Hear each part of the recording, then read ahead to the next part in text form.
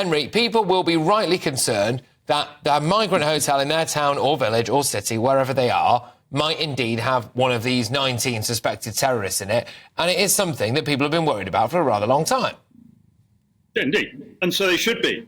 And, it defies common sense. There is absolutely no common sense applied to this situation at all. We have knowingly allowed 19 people who are suspected terrorists to enter this country, transit immigration controls, and now we're putting them up in hotels. I mean, it beggars belief. It is frankly ridiculous, dangerous, and irresponsible. And that's I have no other words for it in terms of my reaction. But I've been talking about this for years, Patrick. When I was working in South Eastern Europe, efforts to dismantle people smuggling networks, we knew, British intelligence knew, that there were terrorists being moved into that network, into the people smuggling network.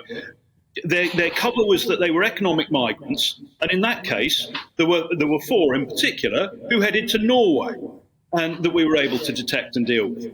But that was 20 years ago. This is a problem that the British government is alert to, but is failing to address.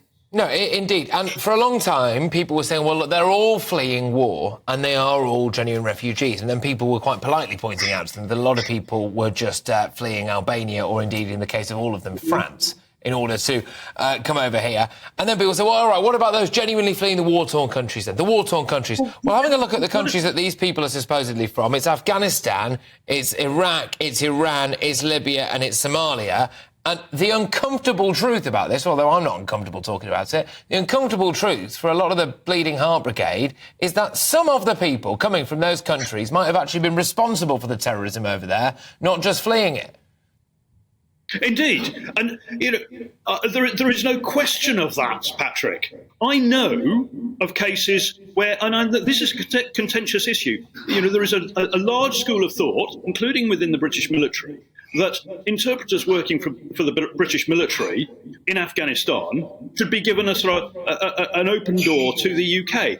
I don't agree with that, and I tell you why. When I was in Afghanistan as well, and I know of at least one case, proven case, where a British interpreter or an interpreter working for the British military was actually passing intelligence to the Taliban, and that resulted in attacks on NATO bases. Now, there are all sorts of reasons why that can be happening. There's coercion and so on the family back in Afghanistan, but that can also pull levers when they're in the UK. We need to be a lot more careful. And what I don't understand about this, Patrick, is why there are people out there who, you call them the bleeding hearts, I think they're just naive or stupid, who cannot differentiate between an economic migrant, a refugee, a criminal, and somebody who is a member of a fundamentalist or terrorist group. And why they cannot understand, or they refuse to understand, that those categories of people coming across the channel need to be identified and dealt with differently.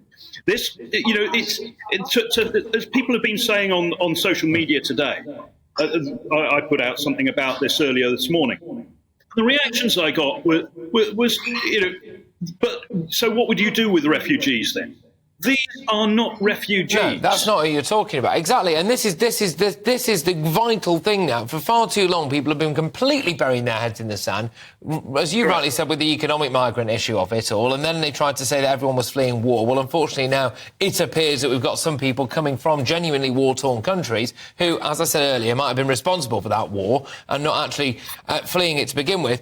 But because they have now supposedly applied for asylum, it means that they have to go through due process and, according to the reports, we can't deport them. Is this just, in a nutshell, the gaming of our immigration system, where we can have people coming here illegally that the government itself calls illegal immigrants, not fleeing war, fleeing France, who are known by other security services to have links to terror groups, who can then come over here, stay in a hotel at the taxpayer's expense, try to claim asylum so we can't deport them, and be allowed free reign in our country? Is this just the utter lunacy of it in a nutshell, Henry? Yes, Patrick, but, I'd put the responsibility not at the immigration lawyer's door, but at Parliament's door. because lawyers are professionals at gaming. They know the system. They play the system. That's what it's all about in criminal law, in civil law, and in immigration law. That's what it's about.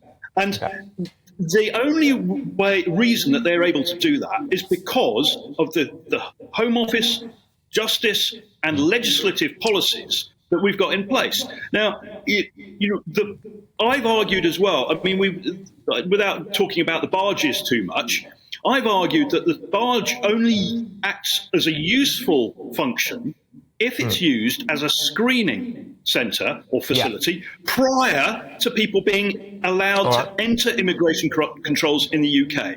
And then such people can be weeded out and denied entry, and therefore denied access to the appeals and everything else. That happens on airside at airports. Why can't it happen at the maritime borders as well?